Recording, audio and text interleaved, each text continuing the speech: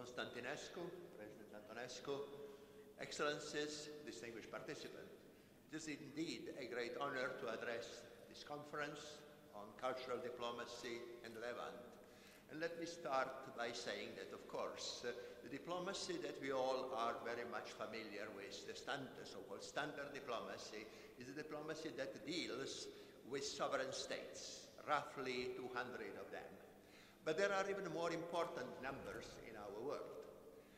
Number one is 7 billion of us, the number that keeps changing, going up, presumably will go up to about 9 billion, and then will drop to maybe 3 billions.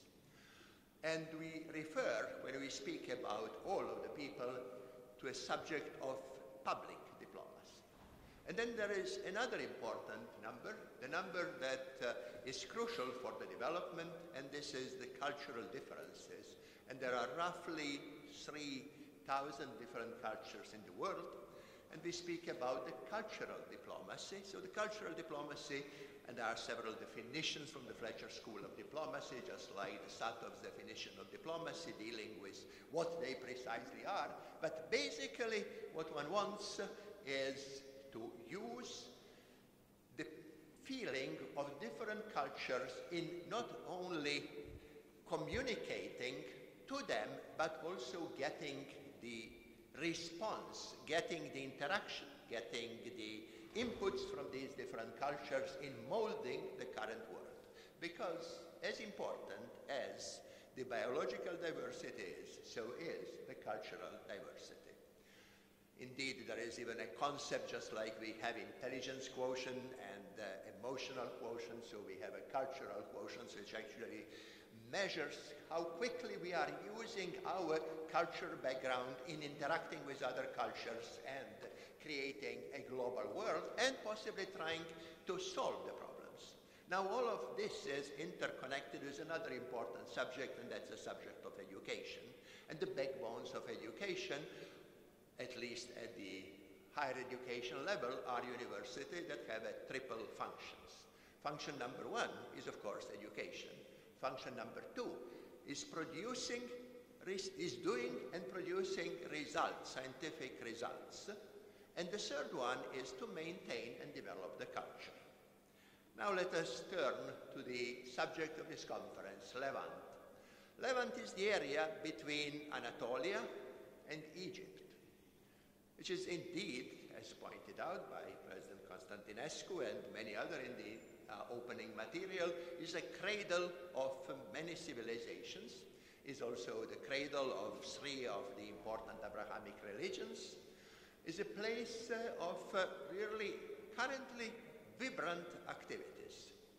Then there is a concept of the Middle East, which includes, of course, Turkey and Egypt, all the way to Iran. And then finally, let me introduce the concept of the Mediterranean, which is a much broader concept, including all of the Mediterranean. And now, of course, European Union, following the suggestion of President Sarkozy, has actually introduced the concept, which still is not quite developed, the so-called Union for the Mediterranean, which includes 43 countries, among them all of the European Union countries. Now, Levant, Middle East, with all of the positive things, is also the area which at the moment is plagued with enormous problems. All of the problems that are in the world, economic, social, ecological, and so on, are compounded there by conflicts, are compounded there by the possibility of starting even a more general global war. And unfortunately, the things have developed from bad to worse.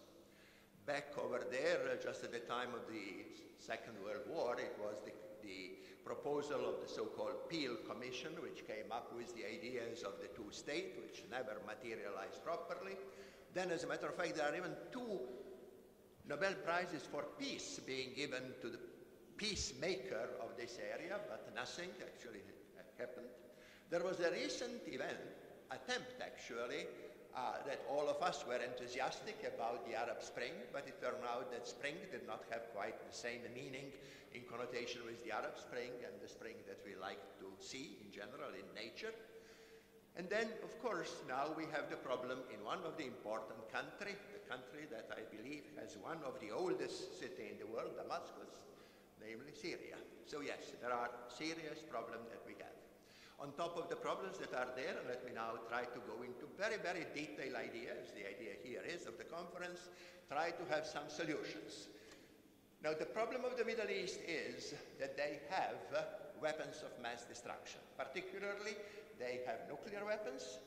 Israel is in the stage of so-called opaque, not quite open, but we all know that they have something between 100 and 400 nuclear weapons.